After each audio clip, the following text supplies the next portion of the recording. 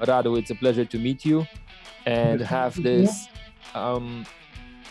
opportunity to talk to you and have a little bit of deep dive in how was the SmartBill evolution so far, and just a high level picture of the SmartBill story. So as a true stalker, I did my part and I went on and Googled you. So on the LinkedIn part, I saw that from that information, at least, I saw that after 1 year and almost half, right, you gave up on programming and then you chose a broader path, the one for entrepreneurship. Why was that, and why did you give up on programming? Well, actually, I gave up on programming just 7 years ago. So I still programmed for a few years. The first version of SmartBill was built by me and Yona, and only after we grew and I didn't have any more time for programming, I gave up. So yeah, it's been like 8 years since I did not write any code. Do you think it would be hard? It basically, I didn't have time anymore, and we had several developers in the team, and I could bring more value in the management position than as a programmer. Makes sense. How and why was SmartBill born? Give us a quick overview on that. Well, we are very young and had basically no experience in business. We were just 3 developers, and we had no business plan, or just saw the opportunity when the legislation changed in Romania and you were allowed to invoice basically before 2007 you had to use paper. There were the tipizate, probably heard of them. Yeah, and everybody was basically forced to use them. You couldn't print your own invoice. But once we entered the European Union, the legislation changed, and we saw the opportunity, and we said, hey, let's build this tool. Probably people will use it. And only a few years later, we actually saw what the potential of that business was. How long did it take to actually build the first version? Well, the first version, we built it in like 3 months, but it was very basic, and we worked like 14 hours a day. So it was very a bit more than an MVP, but still what we have now is 10 times more complex than the first version. So it was like 3 months of working day and night. Okay. Taking in consideration that it's been a very long period until now, what's your take on how hard it is to start a startup in Romania on the digital transformation, automation side, and what are the challenges in this market on that part? Well, things have changed a lot since we started, because in the first 6 years we were only on premise. Only after that we switched to software as a service and the cloud. So back then there were no online solutions or stuff like that. So all software was on premise. Meanwhile, things changed, but still in Romania, people are reluctant to cloud, to paying for software, any kind of software. They expect it to be free, even though they know that developers in Romania are not cheap at all compared to other professions. But still, they expect software to be almost free, and that's been one of the bigger challenges we had, to actually change that mentality. How did you go things are better, that's for sure. Okay. How did you go about adapting the entire business to that mentality? Because that's a very important part. despite the context of Romania, it could be in any kind of country, and the context would be just different. So how did you approach that part? First of all, we had patience because some things you cannot you cannot make them go faster. You have to wait for the market to be ready. It helped that in time there were a lot of newly incorporated companies by young people, and by start they are a lot more open to these kind of solutions. One of the things we did that was actually one of the mistakes we did. Our first version, the on-premise one, was one-time fee. So you bought a license, like for Windows, for example, and you had it forever. Oh wow! Yeah. Today, that's a marketing growth hacking, right, tool. It's a shitty business model, I would call it, because in order to grow, you need to bring more and more and more customers, and the already existing customers, they don't pay anything. So basically, we struggled a lot to grow with that business model, and only after we switched to cloud, we also switched to subscription, and then we started to grow really nice. Okay, so since we're already in this context of mistakes, could you give me maybe one more or two examples of mistakes, but where it had a very high impact in the evolution of SmartBill from also a, let's say, company / product wise, but also as a team behind SmartBill? What was it? Maybe one more or two. So besides this business model that was actually everybody in the market had it, so we were not the only ones. We just adapted to what was the standard. We in the first years we tried to build more products at the same time. So our resources, although they were very small, we divided them, and we tried to build, for example, a website builder, software that generated the timetable for schools and universities, and we had several initiatives that, because of lack of focus, eventually didn't get enough traction, and we killed them.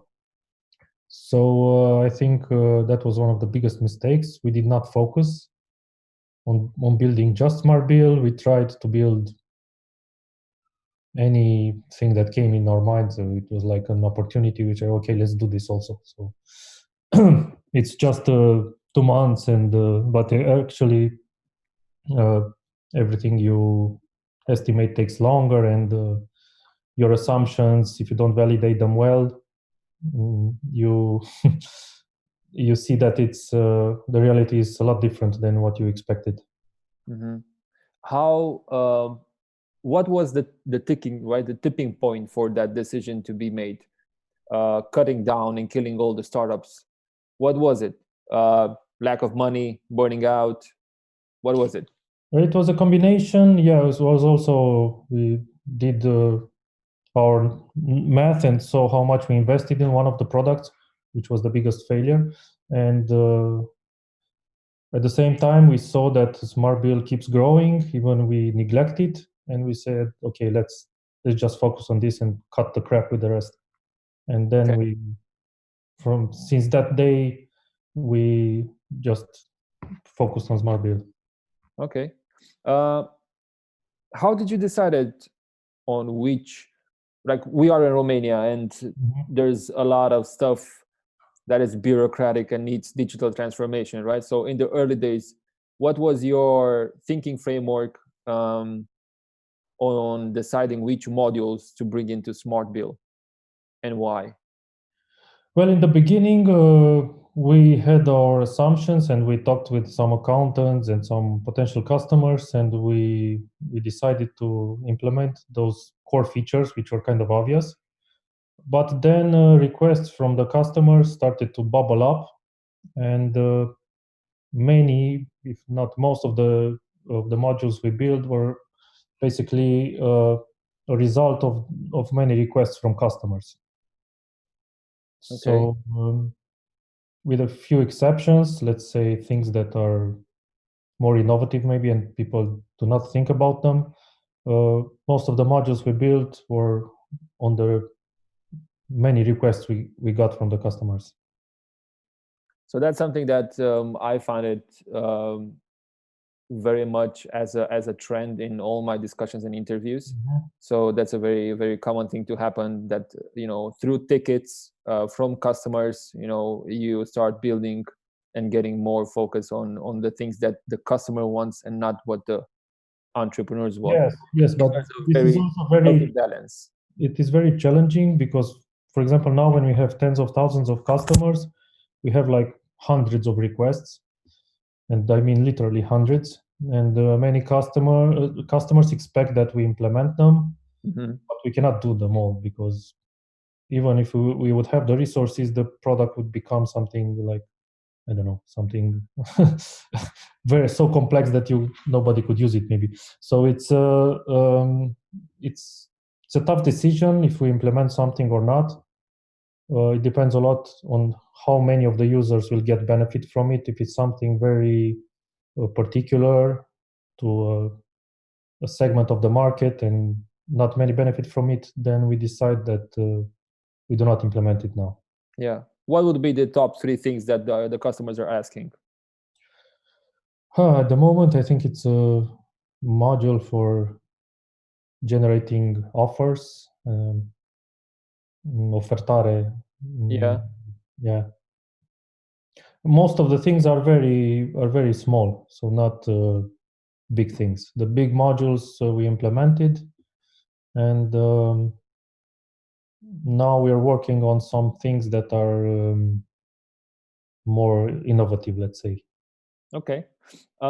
In 2013, you said you got investment. How was that? How was that process? Did you went on fundraising, or were you approached? Because 2013 was really early in the days. First, we got a very small angel investment. It was like 50,000 euros.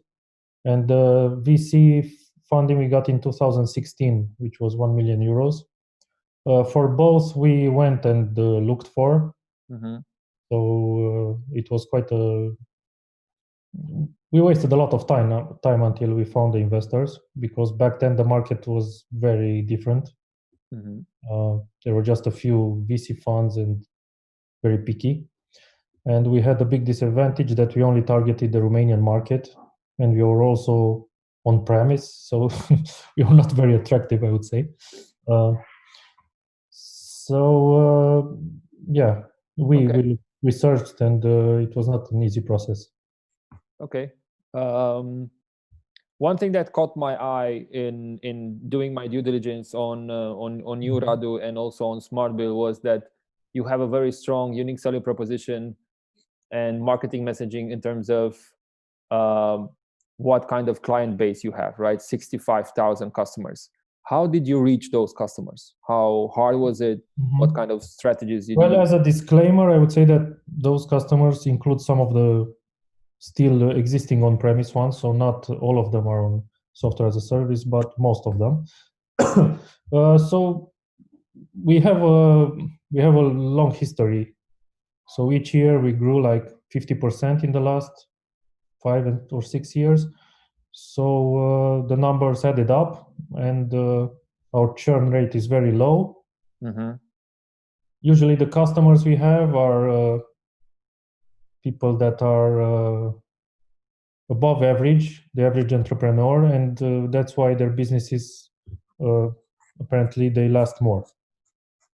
Okay. So, was that something that happened organically, or was it something that you defined to go after as a avatar client? Well, I think it happens. Basically, they're both, because people that are looking into cloud solutions and understand the benefits probably also run their business better than others. Okay. Yeah. Okay. They are more open to the new, let's say. How important would you say that a good team or a good team behind the product is? Well, And probably just before responding, Radu, Stefan, just bothering you with the fact that there's just a couple of minutes left, and we're cherry picking some of the questions that the audience has put into the chat. So after your answer on this question, I will come up with just a couple of questions from the audience side, if I may as well. Thank you. Of course, cool. Okay, so I know it's a cliche, but I think our team is our biggest asset. And we invested a lot in picking it. Basically, we were very picky when we brought somebody in the team, and that's why we have people that are very extremely dedicated. Okay, I have one more question over here. Sure. And Go sorry on. for this. So today we are remote and quarantined, right? Which is hard for businesses. What would be your top 3 practical priorities with an instant effect for businesses to do in order to survive? Well, I think they must focus on the cash flow. I think it's one of the biggest risks now, that basically your revenue probably dropped a lot in many industries, and you have to survive these few months. So your expenses, your salaries, you still have to pay them, but your revenue probably is hit. So the cash flow, and then taking care of not firing people. Maybe, I don't know, lower the salaries for a few months, or find more creative ways to keep them in the team, because you probably remember how hard it was to find them. And you also have a responsibility for them and their families. And probably the third one is to look for opportunities, because there are also opportunities in these times. Behavioral are changing. I know the most obvious one is, maybe if you're not selling online, start selling online now. Or it depends a lot on the area you are into. Cool. Thank you very much, Radu.